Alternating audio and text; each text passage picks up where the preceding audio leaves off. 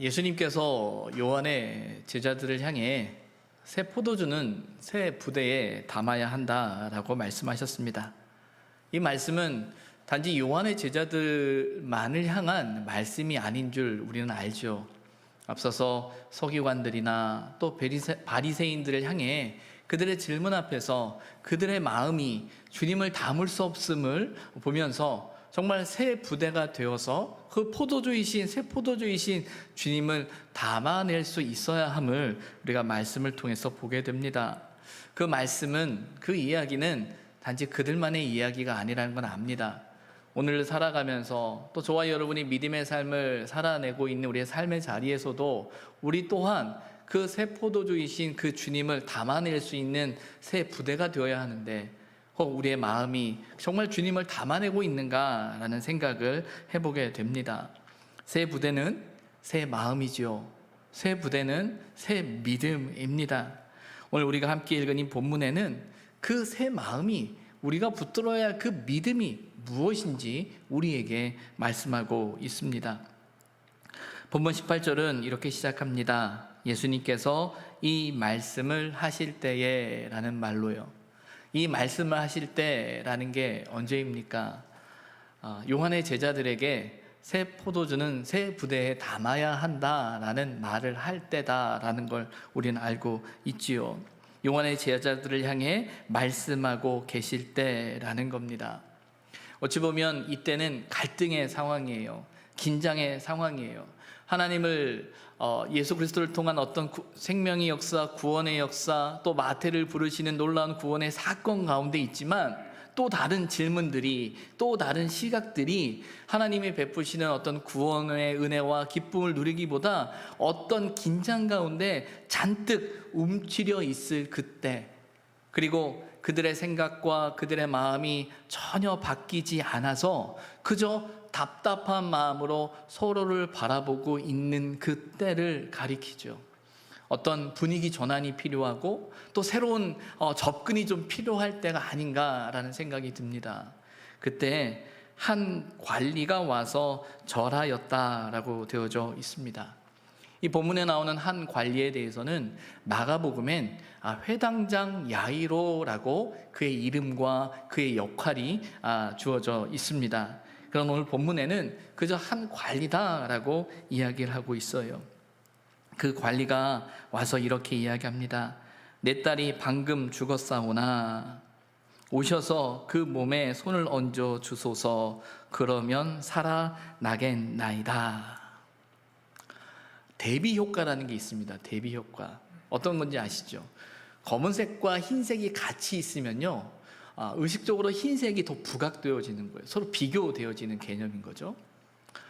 앞서서 나오는 요한의 제자들의 질문들, 또 바리새인의 질문, 또 서기관의 질문의 내용들을 우리가 기억하고 있잖아요. 분명 그 자리에 예수님의 구원의 역사, 생명의 역사의 사건이 일어나고 있는 그 자리에 그들의 질문은 주님의 구원의 역사를 제한하는 것처럼 보여져요. 그런데 오늘 이어지는 본문에는 똑같은 예수님인데 그 예수님 앞에서 나타난 다른 사람들로 인해 전혀 다른 풍경이 그려지고 있는 거죠. 그런데 그 전혀 다른 풍경이 검은색과 흰색이 대비되듯이 오늘 본문에는 전혀 다른 마음의 상태로, 모습으로 드러나고 있는 거예요. 어떻게 죄를 사할 수 있습니까? 어떻게 죄인과 세리들과 함께 식사를 할 수 있습니까? 왜 금식하지 않습니까? 라고 질문하던 사람들이 있는 반면에 그 주님 앞에 와서 어떤 면에서는 정말 이해할 수 없는 그 간청을 드리고 있는 사람이 오늘 본문에 나오고 있다라는 거죠. 한 관리가 경험하고 있는 그 상황은 무엇입니까? 사랑하는 딸이 죽었다라는 거예요. 죽게 되었다라는 거예요. 오늘 마태복음은 죽었다라고 설명하지만 또 마가복음에는 죽게 되었다라는 거예요. 죽었다, 죽게 되었다. 이 상황이 갖는 절박함이라는 것이 있지요. 앞서선 나름 종교적인 이유로, 율법적인 이유로, 신앙적인 이유로 어떤 논쟁들이 있습니다. 그런데 이 죽음이라는 문제의 등장은 그런 모든 논쟁을 무색하게 만들어 버려요. 이것이 맞냐, 저것이 맞냐, 이 말이 맞냐, 저 말이 맞냐, 누구의 말이 맞냐, 누구의 생각이 맞냐, 그래도 되는 거냐라는 그런 많은 논쟁이 있는데, 이 죽음이라는 문제 앞에서는 그 모든 논쟁이 멈춰서 버리죠. 도리어 이 오늘 본문에 나오는 이 죽음의 사건은요, 도리어 그 바리새인들을 향해서, 서기관들을 향해서, 요한의 제자들을 향해서 반문하고 있어요. 이렇게 반문하고 있는 거죠. 이런 죽음의 문제, 이 아픔을 어떻게 할 것인가? 너희들이 가지고 있는 그 믿음, 너희들이 가지고 있는 그 신앙, 그 고백 속에서 이 죽음의 문제는 어떻게 해결할 것인가? 라고 묻는 거예요. 다른 말로 말하면 우리의 이 논쟁이, 우리의 이 다툼이, 이 말이 이 죽음의 문제를 해결할 수 있느냐? 그 논쟁이 우리를 살릴 수 있느냐? 여러분, 저와 여러분이 가지고 있는 믿음, 이 신앙의 문제는요, 생명의 문제입니다. 우리 신앙은, 우리 믿음은 우리를 살리는 일입니다. 우리는 그 사실을 놓치면 안 돼요. 그래서 우리가 함께 논의하고 함께 믿음을 나누고 함께 살아가는 신앙의 공동체의 자리에 있어서 우리가 놓치지 말아야 될 가치와 의미 중에 하나는요, 우리가 사람을 살리고 있느냐예요. 우리의 외침이, 우리의 부르짖음이, 우리의 가치가, 우리의 논쟁이, 우리의 이야기가 사람을 살리고 있는가라는 거죠. 아마 이런 상황 앞에, 이런 질문 앞에 서기관과 바리새인과 요한의 제자들은 아마도 아무 대답을 하지 못했을 것 같습니다. 그 한 관리의 고백은 이거죠. 내 딸아이가 죽었는데 하지만 당신이 오셔서 그 몸에 손을 얹어 주소서, 그러면 살아나겠습니다 라고 말하고 있는 거예요. 그 간절함이, 그 절박함이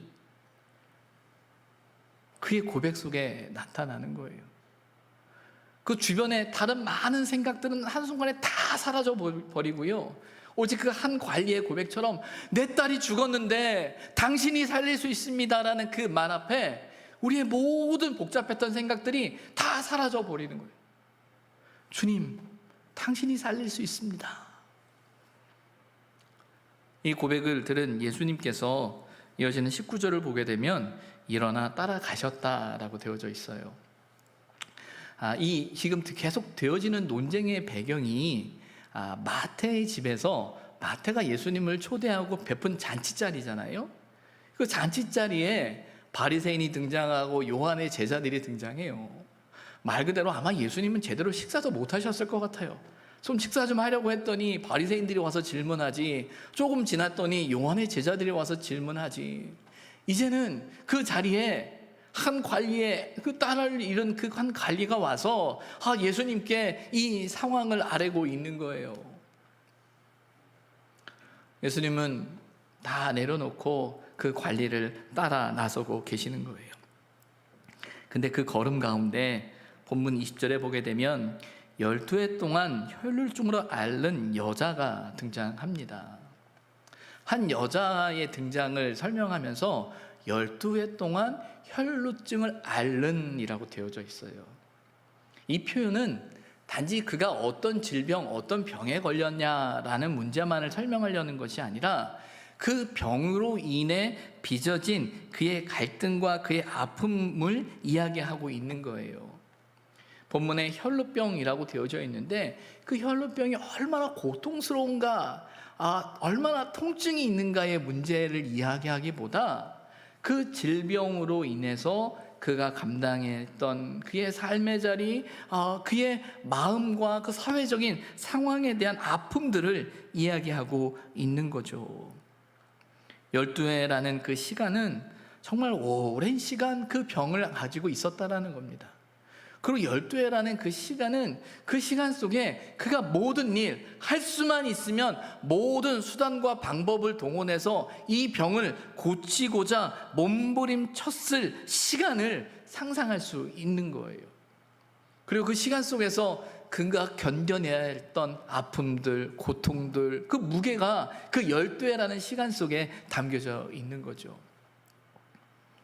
그리고 혈루증이라는 그 병명은요, 단지 그가 아프다라는 문제가 아니라 유대인 사회 속에서, 율법 속에서 그 혈루증이라는 것은 단지 질병의 문제를 넘어서서 그 종교적으로 부정하게 취급되어졌던 겁니다. 이 부정하게 취급되어졌다라는 그 말은요, 사람들과 함께 할 수 없는 거예요. 사람들에게 분리되어질 수밖에 없고요, 사람들에게 배척되어질 수밖에 없고요, 사람들과 함께 할 수 없는 사람인 거죠. 처음에는 몸이 아팠을 거예요. 근데 어느 순간부터 마음이 자기의 몸보다 더 아팠을 겁니다. 더 괴로웠을 거예요. 더 힘들었을 거예요. 때로는 육신의 질병 때문에 아파하는 교우들, 또 사람들을 이렇게 보다 보면 처음에는 육신의 질병 문제 앞에서 고민하고 힘들어하고 아파하다가 어느 순간에 가서는 그 마음의 문제 때문에 그로 인해 빚어지는 사람들과의 관계나 말이나 그런 여러 가지들이 우리를 너무 힘들게 한다는 이야기를 종종 들을 때가 있어요.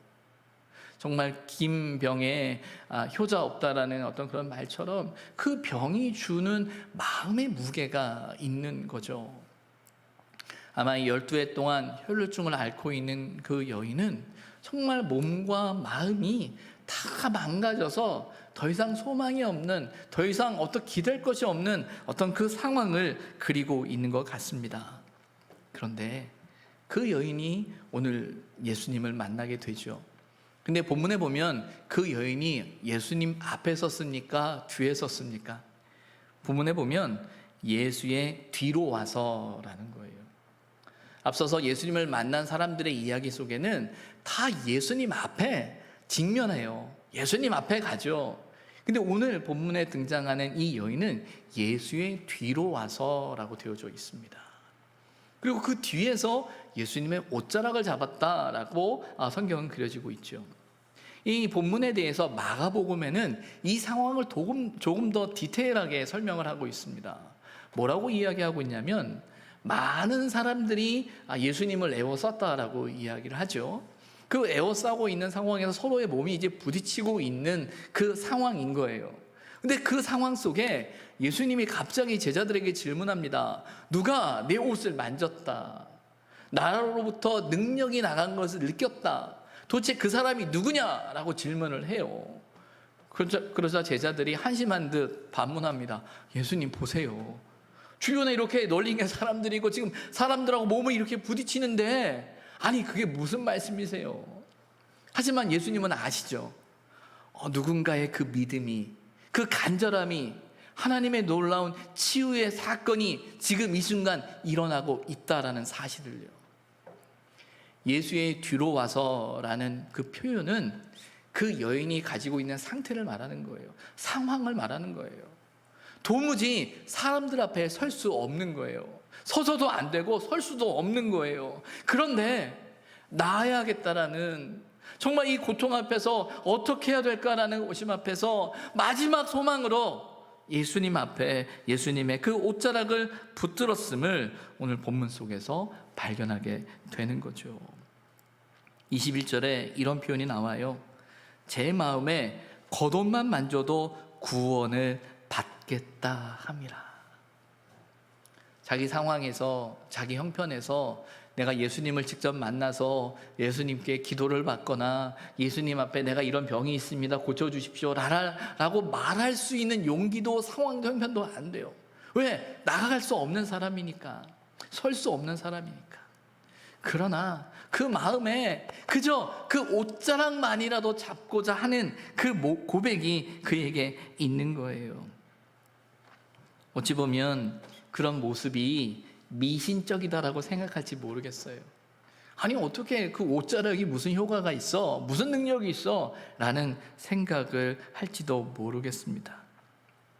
저는 앞서서 나오는 서기관과 바리새인과 요한의 제자들의 질문은 이해가 돼요. 그 상황에 대한 이해가 돼요. 왜 그들이 그렇게 말했을까 이해가 됩니다.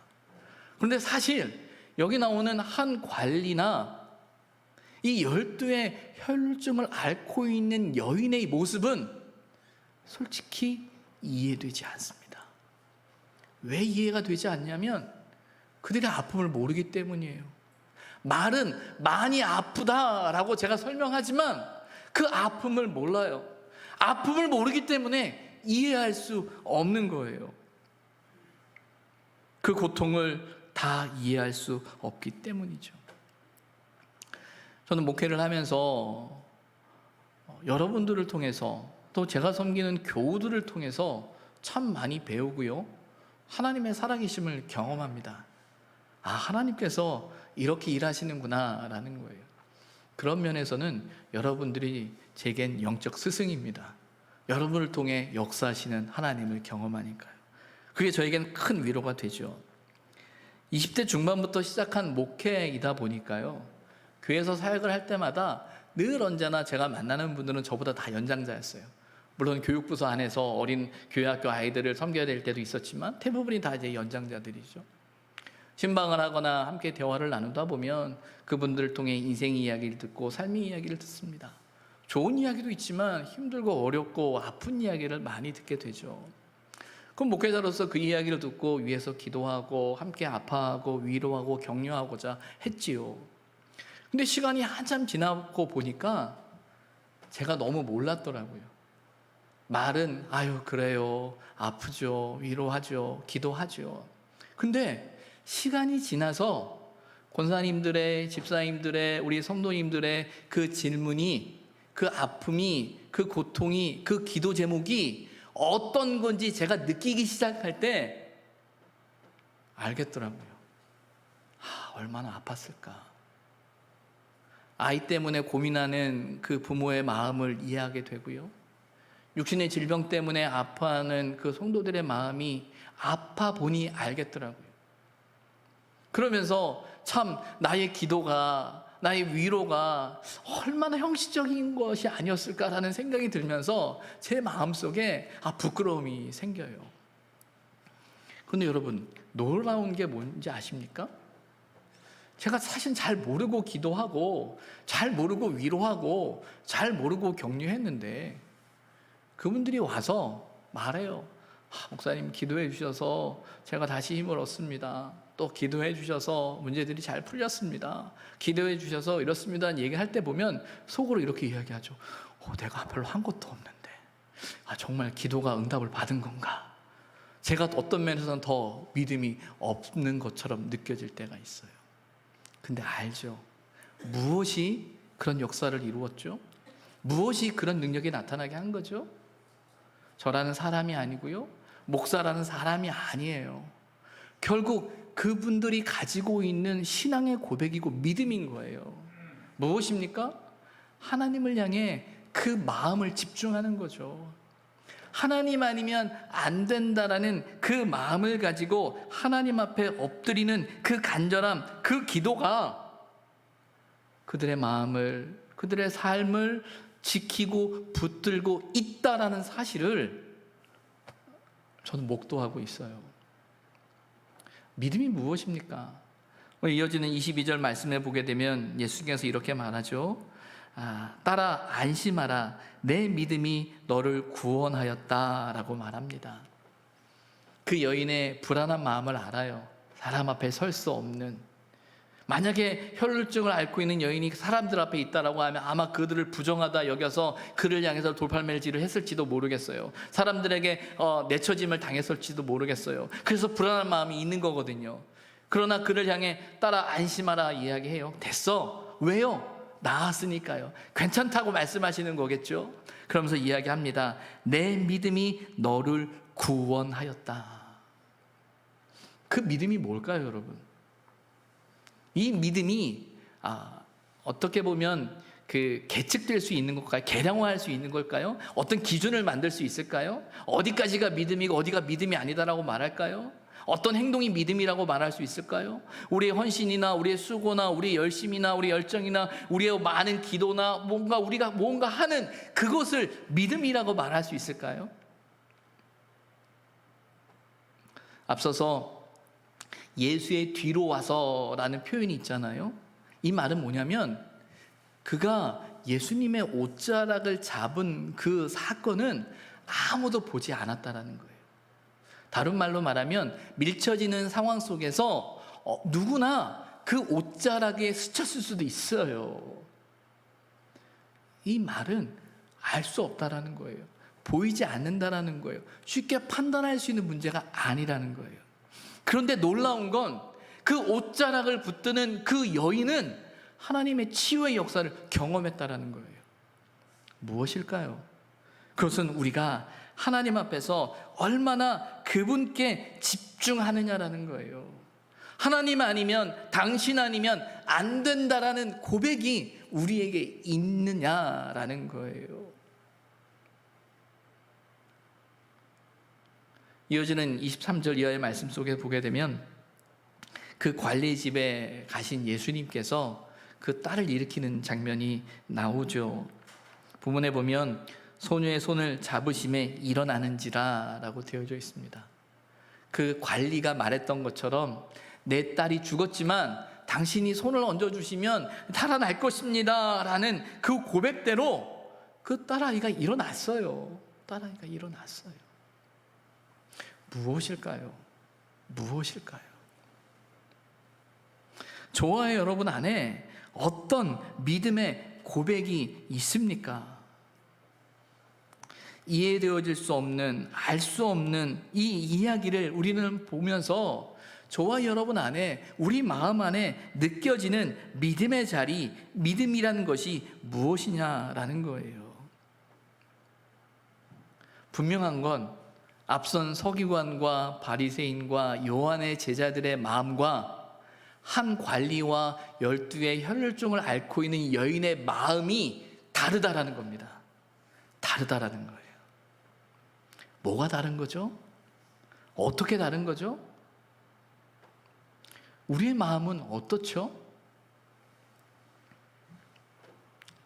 때로는 우리의 신앙의 자리에 있어서 이성적이고 합리적이고 또 이에 필요한 질문과 대답과 고민은 우리의 신앙생활을 더 깊게 만들 수 있고 우리의 신앙생활이 치우침 없는 신앙의 자리로 갈 수 있는 좋은 도구일 수 있습니다. 그러나 때로는 그 고백이 그 이성적이고 합리적인 생각과 판단이 지나친 인간의 생각과 인간의 기준 안에 머물게 되면 도리어 우리를 살리는 것이 아니라 우리를 죽게 만들어요. 우리의 이성, 우리의 생각, 우리의 그 고민들이 우리로 하여금 하나님으로 우리를 이끌어가고 있는가, 하나님 앞에 멀어지게 하고 있는가, 우리 자신을 보아야 한다라는 거예요. 우린 나름 우리가 가지고 있는 합리적인 생각과 경험들 속에서 많은 생각들을 하고 신앙을 정의하고 신앙생활을 정의하고 신앙의 자리를, 때로는 예배의 자리를 우리는 정의하고 그렇게 살아갑니다. 그러나 중요한 건 그 생각들, 그 고민들, 그 나름 합리적이라고 생각하는 그 판단들이 저와 여러분을 하나님께로 인도하고 있는가? 믿음의 자리로 나아가게 하고 있는가? 우리 자신을 돌아보아야 한다라는 거죠. 본문의 말씀을 보면서 오늘 우리의 삶의 자리 속에서 우리가 붙들어야 할, 우리가 가져야 할 그 마음이 무엇인가 생각해 보게 됩니다. 어느 예배학 교수께서 코로나19라는 시대에 있어서의 예배에 대해서 이야기를 하면서 제목을 이렇게 잡았어요. 하나님께서 예배를 흔드셨다. 하나님께서 우리 예배를 통째로 흔드셨다라는 거예요. 오프라인이라는 공간에서 드려지는 당연한 예배가 어느 순간 정말 마음의 준비도 안 되어 있는데 갑자기 온라인으로 다 바뀌어버리게 되고, 이제 이 부분 안에서 우리는 끊임없이 고민하면서 어떤 예배의 여러 가지 모습들에 있어서 우리는 고민하게 되죠. 예배라는 것이 신앙의 대상일 수 없어요. 교회라는 것이 신앙의 대상이지는 않습니다. 우리의 신앙의 대상은 하나님이세요. 하나님을 향한 그 우리의 신앙의 고백이 우리의 예배를 통해, 교회라는 공동체를 통해 나타나는 거예요. 예배가, 교회가 신앙의 대상이 아니라는 사실은 분명히 아셔야 합니다. 하지만 그 일을 통해 나타나는 우리의 신앙의 고백을 통해 하나님의 역사가 나타나는 곳이 예배의 자리인데, 우리가 그 예배의 자리가 통째로 다 흔들려 버린 거예요. 이 흔들림은 우리를 참 혼란스럽게 하죠. 이게 맞는 건가? 이래도 되는 건가? 이래야 하는 건가? 라는 생각들이 우리를 힘들게 합니다.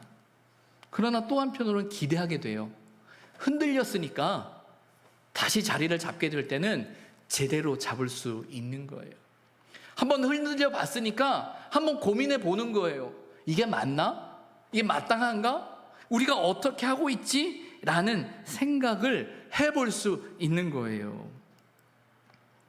그런 면에서 코로나19라는 이 상황 안에서 오프라인이라는 그 형식에 여러분을 붙들어 놓고 싶지는 않아요.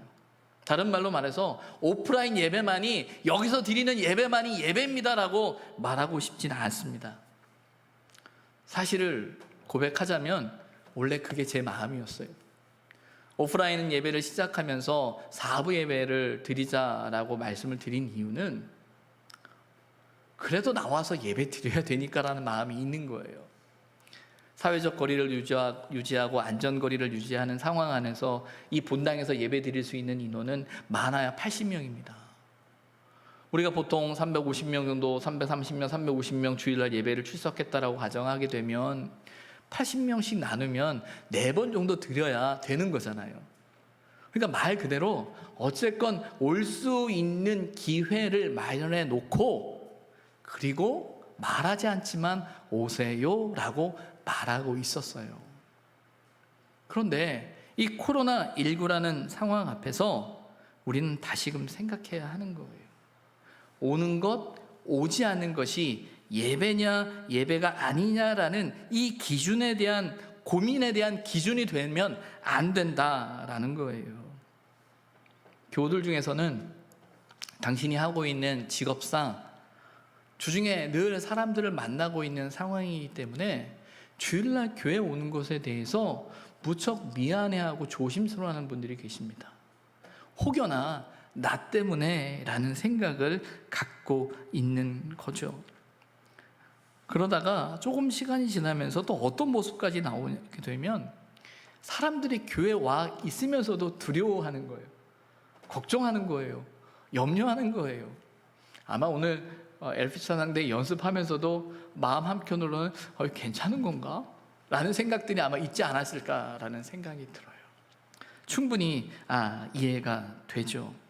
근데 여러분, 이제부턴 교회 오는 것, 오지 않는 것, 이것 때문에 고민하지 마십시오.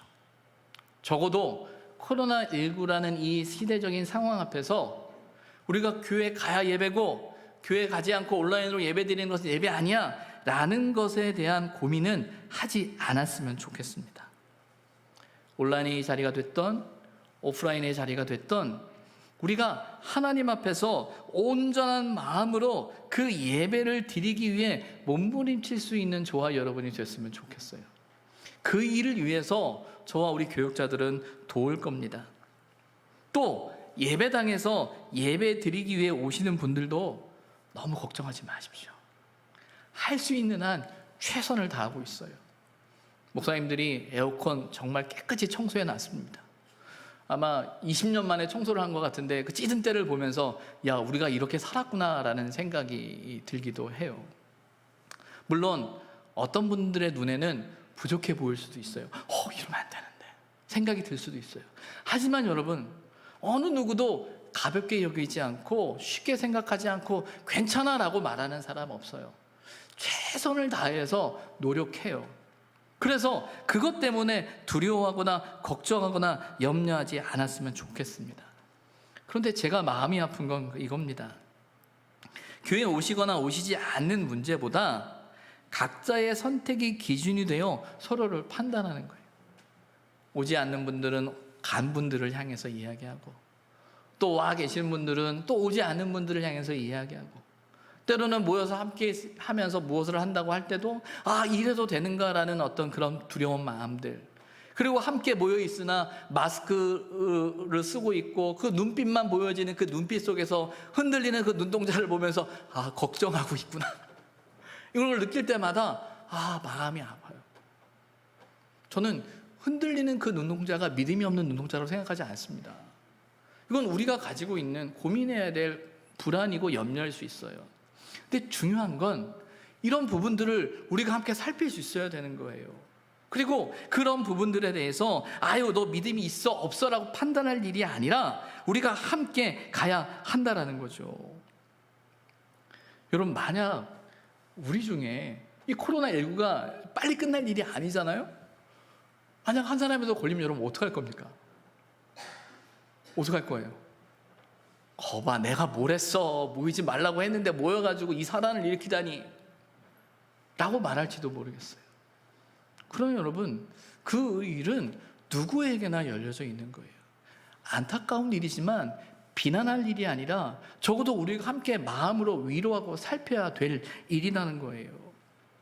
우리는 종종 이런 생각을 하죠. 교회 안에서 이런 문제가 벌어졌을 때 세상에 하나님 앞에 영광이 나타나지 않는다라는 이야기 때문에 세상의 어떤 그런 시선과 말들에 대한 두려움이 사실 있어요. 맞아요. 교회가 때로는 너무나 고집스럽거나 자기 논리에 빠져서 자기 논리를 정당화하고 합리화하기 위해 나아가는 것 바람직하지 않아요. 세상의 이야기를 들어야 되고요, 세상의 말 속에서 우리 자신을 돌아보면서 합리적인 판단을 해야 되고, 또 성경 안에서 말씀 안에서 판단해가는 노력이 필요합니다. 그런데 여러분, 사실 정말 두려운 것은요, 세상의 말이 아니에요. 세상의 말이 교회를 무너뜨리지 않습니다. 세상의 말이 교회를 넘어뜨리지 않아요. 교회를 넘어뜨리는 건 밖의 말이 아니고 안에 우리의 말이라는 거예요. 이 말은 뭐냐면, 우리가 마음을 다해서 뜻을 다해서 마땅히 행해야 할 일에 최선을 다해서 노력하는 그 마음들에 대한 공유가 있다면, 그런 상황에서 빚어지는 일들에 대해선 우리가 서로를 위로하고 격려해야 되는 거예요. 그러면서 함께 나아갈 때 우리가 이 공동체가 갖는 중요한 그 믿음의 자리를 지켜낼 수 있게 되는 거죠. 만약에 전문가들이 예견하는 것처럼 코로나19 2차 대유행이 있을 것이다. 아마 그 대유행이 있게 되면 저와 여러분들은 원하지도 않지만 때로는 진짜 온라인으로 해서 예배를 드려야 될 거예요. 오고 싶어도 오지 못하는 상황이 또 벌어지게 될 겁니다. 그러면 어떻게 해야 하는 거예요? 그러면은 우리의 예배와 우리의 신앙의 자리는 어떻게 통째로 흔들리는 겁니까? 중요한 건 모이느냐 모이지 않느냐, 오느냐 오지 않느냐의 문제가 아니라 이 모든 상황 속에서 우리가 정말 붙들어야 되는 것이 무엇이냐라는 거예요. 교회 가는 것 때문에, 가지 않는 것 때문에 갈등하거나 다투거나 또 집안 안에서 여러 가지로 이야기하는 이 문제들이 있음을 우리는 보게 되죠. 여러분, 그러지 않으셔도 될 것 같아요. 코로나19 때문에 한참은 교회에서 목사님들과 식사를 했어요. 간사님께서 수고해 주셔가지고 점심을 늘 먹다가 조금 괜찮아졌다라는 생각 때문에 식당에 갔죠. 식당에 갔는데, 늘 가던 식당에 갔더니 사람이 없는 거예요. 근데 알고 봤더니 우리가 좀 일찍 간 거죠. 시간이 되고 나니까 사람들이 줄을 서더라고요. 줄을 서서 밥을 먹어요. 근데 그 줄을 서서 밥을 먹고 하는 상황에서 그 눈빛 속에는 떨리는 눈빛은 없었습니다. 어느 누구도 비난하는 눈빛도 없었어요. 카페를 가도 마찬가지더라고요. 아니, 목사님, 이 시국에 목사님 카페를 가신 거예요? 라고 말씀하신다면 용서해 주시기 바랍니다. 갔거든요. 근데 그곳에서도 서로를 비난하거나 비판하거나 하는 건 없어요. 근데 혼자 이런 생각을 해봤습니다. 이런 코로나19적인 상황에서는 교회 이름을 카페나 식당 이름으로 바꿔야겠다. 카페다, 교회다, 식당이다라고 해버리면 사람들의 부담이 좀 줄어들 것 같아요. 교회라고 말하니까 더 부담 가는 건 아닌가라는 생각이 들 만큼. 근데 중요한 건 왜 식당에 가죠? 왜 카페에 가죠? 나름의 필요가 있는 거예요. 이유가 있는 거잖아요. 물론 요즘 재난지원금을 쓰기 위해서 갑니다라고 말하시는 분도 계실지 모르겠으나 어쨌건 필요 때문에 가는 거 아니에요. 그 필요가 채워지는 거 아니에요. 근데 왜 교회 오는 것 때문에, 우리가 예배 드리는 것 때문에 이렇게 불안해하느냐라고 할 때 한편으로 아쉬운 건, 교회가 어떤 면에서 우리의 예배가, 우리의 신앙이 우리의 필요를 채우지 못하나 보다. 우리가 하나님 앞에서 예배드림이, 우리가 신앙을 가지고 살아감이 우리의 삶에 그 무언가 채워지지 못함이 있나 보다. 그러다 보니까 어느 순간 교회의 위치가 클럽과 동등한 위치에 놓여져 있었어요. 클럽, 교회, 탁구장. 물론 교회가 신앙의 대상일 수는 없으나 적어도 교회라는 공간 속에서 갖는 영적인 의미들이 있는데, 어찌 보면 우리 스스로가 그 의미들을 놓치고 있는 것은 아닌가라는 생각을 해보게 됩니다. 바라기는 어렵고 힘든 이 시대적인 상황을 우리가 함께 살아가는데, 이 시대가 변하고 상황이 변해도 변하지 않는 것이 있습니다. 하나님이에요. 그리고 하나님 앞에 나아가는 저와 예배는 변하면 안 됩니다. 중요한 건 온라인이냐 오프라인이냐의 문제가 아니라 그 상황 속에서 어떤 마음을 가지고 하나님 앞에 저와 여러분이 나가고 있느냐라는 거예요. 오늘 한 관리의 이야기, 12의 혈루증을 앓고 있는 그 여인의 이야기는 오로지 하나님 아니면 안 됩니다라는 마음으로 엎드리는 한 신앙인의 고백들입니다. 그 고백이 저와 여러분에게 더 필요한 때가 아닌가 생각합니다. 우리의 마음과 우리의 생각과 여러 가지가 우리의 마음을 빼앗아갈지 모르겠는데, 그 흔들림 속에서도 하나님을 향해서 그 마음을, 그 뜻을 정하고 하나님 아니면 안 됩니다, 당신 아니면 안 됩니다 라는 마음으로 주님 앞에 엎드리며 예배할 수 있는 저와 여러분이 되기를 주님의 이름으로 부탁을 드립니다. 기도하겠습니다.